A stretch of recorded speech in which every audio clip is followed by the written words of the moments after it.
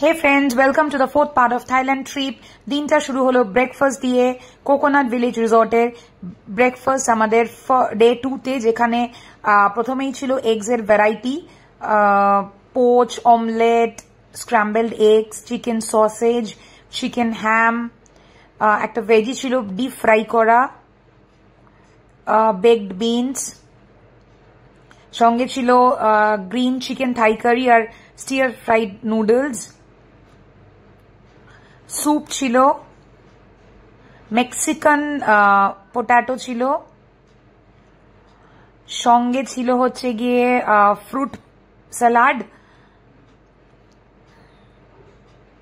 এছাড়া ছিল হচ্ছে juice, tea, coffee, milk, cornflakes, Chocos, আর ছিল ভ্যারাইটি অফ ব্রেড, আর গ্রিল করার মেশিনও ছিল।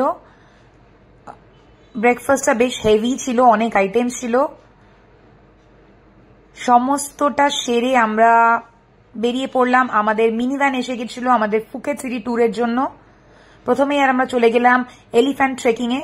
আমি আগেও বলেছি ফুকেট সিটি ট্যুরে আমাদের 7,000 ভাট লেগেছিল কস্টটা, কারণ আমরা এটা প্রাইভেটলি করছিলাম।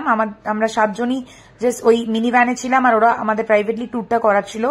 এলিফ্যান্ট ট্রেকিং এ প্রথমে রাস্তাটা বেশ স্মুদি ছিল, তারপরে ওঠা নামা একটু ভয় করছিল, but we enjoyed the trip. তারপরে আমরা পৌঁছে গেলাম বি ফার্মিং। বি ফার্মিং একটা নতুন জিনিস, যে জায়গায় নিয়ে গেছিল বেশ সুন্দর সাজানো গোছানো গার্ডেন। আমাদের ইনি ছিলেন গাইড বি ফার্মিং এ, উনি বোঝাচ্ছিলেন কি করে বি ফার্মিং হয়, কত ধরনের বীজ আছে, সমস্ত কিছু। এটি একটি নতুন অভিনব অভিজ্ঞতা, কাছ থেকে দেখলাম আমরা। আর এই হলো ওখানে মাছ, জাস্ট মনে হচ্ছিল কোনো রূপকথার জায়গায় চলে এসেছি, এত সুন্দর। তারপরে আমাদের নিয়ে গেল একটা শপে, ওদের ভেতরেই শপ, যেখানে বিভিন্ন ধরনের হানি চাইলে আপনারা পারচেস করতে পারেন। তারপরে পৌঁছে গেলাম ওয়াট চালং, আমাদের নেক্সট পয়েন্ট। ওয়াট চালং এর চত্বরটা বেশ সুন্দর, ভীষণ নিট অ্যান্ড ক্লিন। আমরা সিঁড়ি দিয়ে উঠে গেলাম। এখানে লর্ড বুদ্ধার বিভিন্ন স্ট্যাচুজ রয়েছে। সিঁড়ি দিয়ে উঠে পৌঁছাতে আমরা একদম ছাদে পৌঁছে গেলাম। ছাদ থেকে বেশ দারুণ লাগছিল, একটু মেঘলা আকাশ ছিল, বৃষ্টি পড়ছিল, ভালো লাগছিল ঘুরে দেখতে।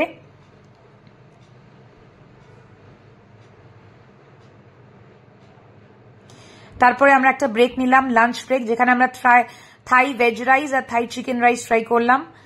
তারপরে পৌঁছে গেলাম বিগ বুদ্ধায়। বিগ বুদ্ধা টেম্পল বন্ধ আছে লাস্ট ইয়ার থেকে, এখনো বন্ধ আছে, টেম্পোরারি ক্লোজ। আমরা ওই ভিউ পয়েন্ট দেখেছি, দারুণ লেগেছে।